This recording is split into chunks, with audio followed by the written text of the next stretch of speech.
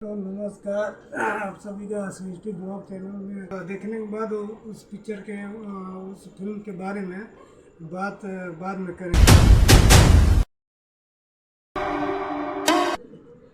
स्वागत है। आशा करते हैं आप सभी लोग अच्छे होंगे, मस्त होंगे, स्वस्थ होंगे। दोस्तों, आप सभी को बता दें कि एक नीलकमल का नया पिक्चर आया हुआ है। कमिंग में है अभी, मतलब रिलीज हो रहा है वो पिक्चर। पिक्चर का नाम है भोजपुरी पिक्चर का नाम है भोजपुरी दुनिया पे गोली मारे। तो दोस्तों, उसका ट्रेलर स्क्रिप्ट है दुनिया पे गोली मारे।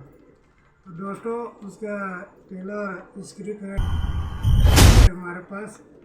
चलिए पहले स्क्रिप्ट को देख लेते हैं, उसके बाद हमारे पास।